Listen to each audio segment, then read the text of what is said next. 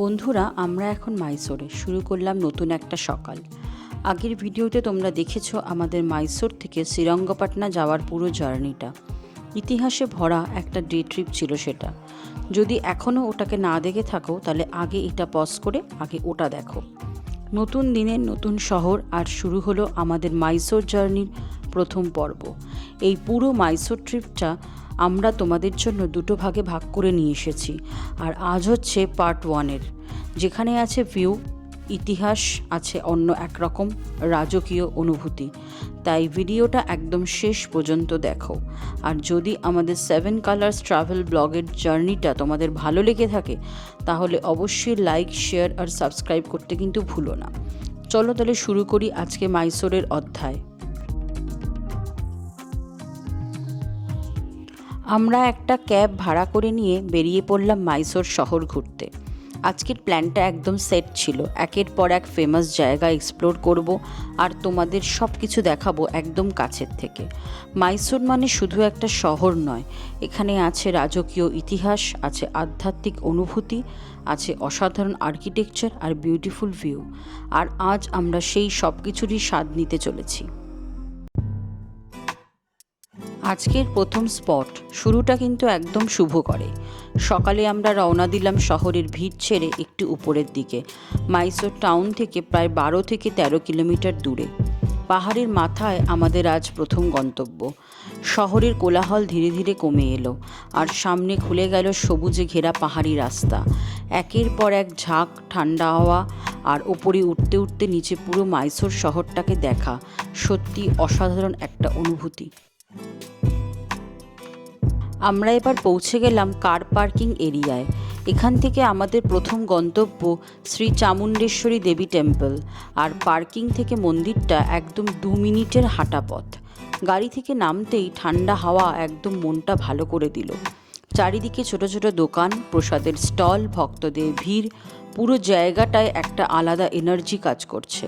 আমরা ধীরে ধীরে হাঁটতে হাঁটতে মন্দিরের দিকে এগোচ্ছি, আর যতই সামনে যাচ্ছি ততই সেই আধ্যাত্মিক অনুভূতিটা যেন আরও বাড়ছে। আমরা এখন আছি শ্রী চামুণ্ডেশ্বরী দেবী টেম্পলে। এই মন্দিরটা অবস্থিত চামুণ্ডী হিলসের ওপর, আর দেবী চামুণ্ডেশ্বরী হচ্ছেন মাইসোরের অধিষ্ঠাত্রী দেবী। কথিত আছে দেবী চামুণ্ডেশ্বরী এখানেই অসুর মহিষাসুরকে বধ করেছিলেন, আর মহিষাসুর নাম থেকেই নাকি মহীশূর বা মাইসোর নামটার উৎপত্তি। মানে এই শহরের ইতিহাস আর মন্দির একদম ওতপ্রোতভাবে জড়িয়ে আছে। বর্তমান মন্দিরের গঠন মূলত 1200 শতাব্দীর দিকে শুরু হয়। পরে মাইসোরের রাজপরিবার, বিশেষ করে ওয়াডেয়ার রাজারা এটাকে আরও বড় সুন্দর করে তোলেন।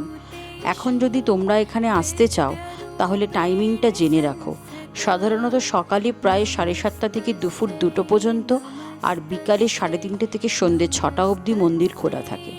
আমাদের সাজেশন তোমাদেরকে সকালে একটু তাড়াতাড়ি এলে ভিড়টা কম পাবে, আর আবহাওয়াটাও দারুণ থাকে। যারা ভাবছো ক্যাব না নিয়ে এখানে কিভাবে আসবে, তাদের জন্য একটা সুখবর। মাইসোর সিটি বাস স্ট্যান্ড থেকে KSRTC এর বাস প্রতি 20 মিনিট অন্তর ছাড়ে ওপরের দিকে শ্রী চামুণ্ডেশ্বরী ডেভেলপমেন্ট অথরিটি অবধি। মানে খুব সহজেই পাবলিক ট্রান্সপোর্টে এখানে পৌঁছে যেতে পারো, একদম বাজেট ফ্রেন্ডলি আর ঝামেলাহীন।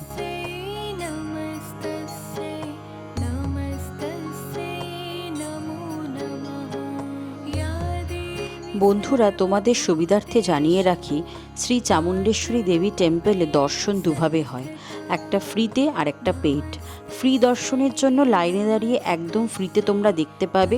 একটু ভিড় থাকলে সময় বেশি লাগতে পারে, বিশেষ করে উইকেন্ড বা উৎসবের দিনগুলোতে।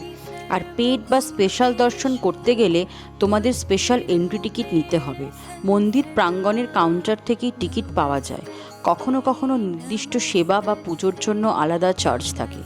এখানে বিভিন্ন ধরনের সেবা আর পুজো হয়, যেমন অর্চনা, বিশেষ পুজো, অভিষেক ইত্যাদি। যারা নির্দিষ্ট নামে অর্চনা করতে চাও তারা কাউন্টার থেকে টিকিট কেটে নিজের নাম গোত্র দিয়ে পুজো দিতে পারো। সাধারণত সকালবেলা বিশেষ পুজোগুলো হয়, তাই যদি সেভাবে করতে চাও তাহলে একটু তাড়াতাড়ি পৌঁছানোই ভালো।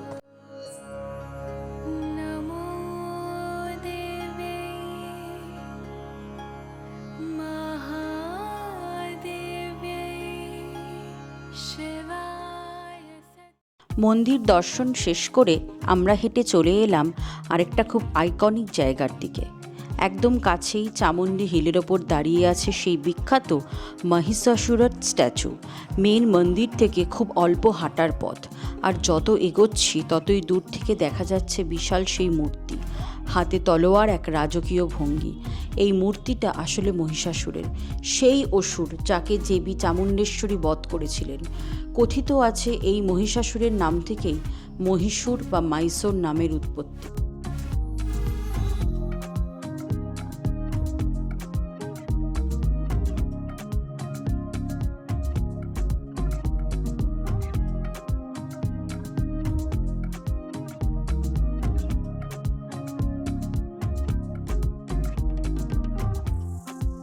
এবার আমরা রওনা দিলাম আজকের আরেকটা গ্র্যান্ড স্পটের দিকে। দূর থেকে সাদা রঙের সেই বিশাল প্রাসাদটা চোখে পড়ে, একদম যেন কোনো রয়্যাল মুভি সেট। আমরা পৌঁছে গেলাম ললিতা মহল প্যালেসে। ললিতা মহল প্যালেস হলো মাইসোরের সবচেয়ে প্রেস্টিজিয়াস হেরিটেজ প্যালেসগুলোর মধ্যে একটি। এই প্রাসাদটা তৈরি হয়েছিল 1921 সালে মাইসোরের মহারাজা কৃষ্ণরাজা ওয়াডেয়ারের চতুর্থের আমলে। মূলত ব্রিটিশ ভাইসরয়দের থাকার জন্য এই প্যালেস বানানো হয়েছিল, তাই এর আর্কিটেকচারে ইউরোপিয়ান স্টাইলের ছোঁয়াটা খুব স্পষ্ট। বড় বড় গম্বুজ, লম্বা করিডোর আর সেই আইকনিক সাদা মার্বেল ফিনিশ। ভিতরে ঢুকলে সত্যি একটা রাজকীয় অনুভূত হয়। মনে হয় যেন সময়টা কয়েকশো বছর পিছিয়ে গেছে, রাজা রানীদের যুগে চলে এসেছি। বর্তমানে এই প্রাসাদটা হেরিটেজ হোটেল হিসেবে ব্যবহার করা হয়। আমাদের কাছে এই জায়গাটা ছিল পুরো মাইসোরের রাজকীয়তার এক অসাধারণ উদাহরণ।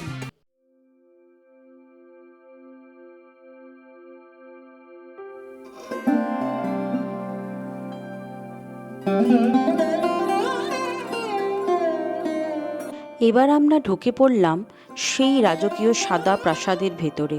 হ্যাঁ, আমরা এখন ললিতা মহল প্যালেসের ভেতরে ঢুকতেই যেটা প্রথম চোখে পড়ল সেই গ্র্যান্ড স্টেয়ারকেস, মার্বেলের সিঁড়ি, উঁচু গম্বুজ, ঝাড়বাতি।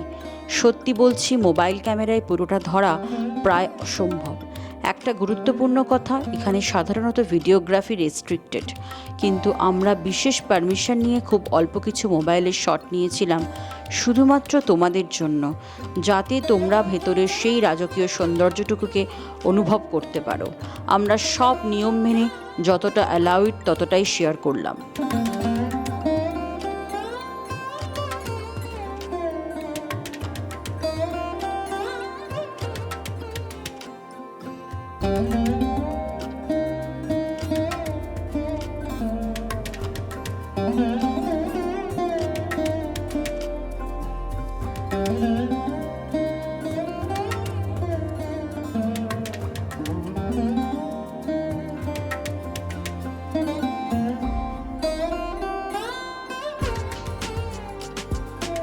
এখানকার ইন্টেরিয়ার একদম ইউরোপিয়ান স্টাইলে, বড় বড় কলাম, লম্বা ডাইনিং হল আর সেই ক্লাসিক রাজকীয় সাজসজ্জা। মনে হচ্ছিল যেন কোনো মুভির সেটে দাঁড়িয়ে আছি। আর জানো কি, এখানে বহু সিনেমার শুটিং হয়েছে। তামিল, কন্নড়, তেলেগু সহ একাধিক ইন্ডিয়ান ফিল্ম এখানেই শ্যুট করা হয়েছে। সংখ্যাটা 15 থেকে 20টারও বেশি বলে জানা যায়। এই প্যালেসের রয়্যাল লুকের জন্যই পরিচালকরা বারবার এখানেই আসেন শ্যুট করতে। ভাবতে পারো, এই একই করিডোরে হাঁটছেন কিংবদন্তি অমিতাভ বচ্চন। মার্জ সিনেমার সময় এই গ্র্যান্ড সেটআপের মধ্যে শ্যুট হয়েছে কেজিএফ চ্যাপ্টার 1 আর কেজিএফ চ্যাপ্টার 2 এর, আর বলিউডের রাউডি রাউচরের মতো সিনেমার ছবি।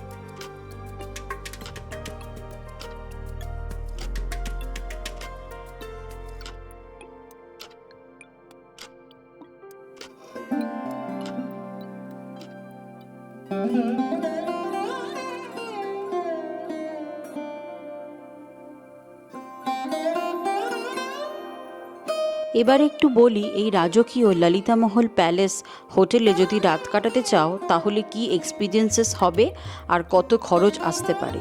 এই প্যালেসটা এখন হেরিটেজ লাক্সারি হোটেল হিসেবে চলছে, মানে সত্যি রাজাদের মতো পরিবেশে থাকতেও পারবে। এখানে মোট 54টা রুম ও সুইট আছে, সবগুলোই হেরিটেজ ভাইবস দিয়ে সাজানো। অ্যান্টিক ফার্নিচার, উঁচু উঁচু সিলিংস আর ক্লাসিক ইন্টেরিয়ার্স। রাতে স্টের জন্য অ্যাপ্রক্সিমেটলি বেসিক বা স্ট্যান্ডার্ড রুম যদি নাও তাহলে 3000 থেকে 5000 টাকা পার নাইট, ব্রেকফাস্ট এবং জিএসটির সম। হেরিটেজ বা ক্লাসিক রুমের জন্য 6000 থেকে 9000 টাকা পার নাইট। সুইটস যেগুলো ডুপ্লেক্স বা এক্সিকিউটিভ সেগুলোর ক্ষেত্রে 18,000 থেকে 23,000 টাকা পার নাইট। আর রয়্যাল ভাইসরয় সুইট খোলে 18,000 থেকে 35,000 টাকা পার নাইট তোমাদের পড়বে। এগুলো অ্যাপ্রক্সিমেট রেট। এবার সিজন, উইকেন্ড বা ফেস্টিভ্যালের সময় একটু এগুলো ওপর নিচ হতে পারে, সেটা ভালো করে তোমরা চেক করে নিয়ে তারপরেই বুক করো।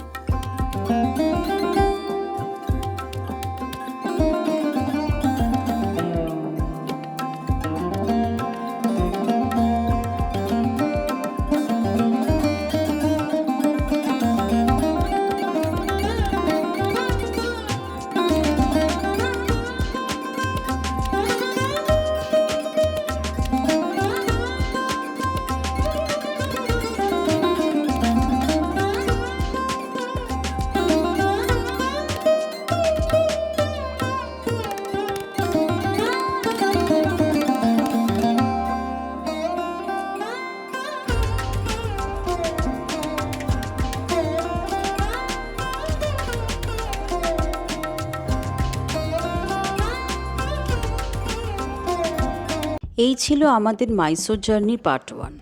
আজকের দিনে আমরা অনুভব করলাম পাহাড়ের শান্তি, ইতিহাসের গল্প আর একদম রাজকীয় একটা অভিজ্ঞতা। বিশেষ করে ললিতা মহল প্যালেসের সেই গ্র্যান্ড ভাইব সত্যি আনফরগেটেবল।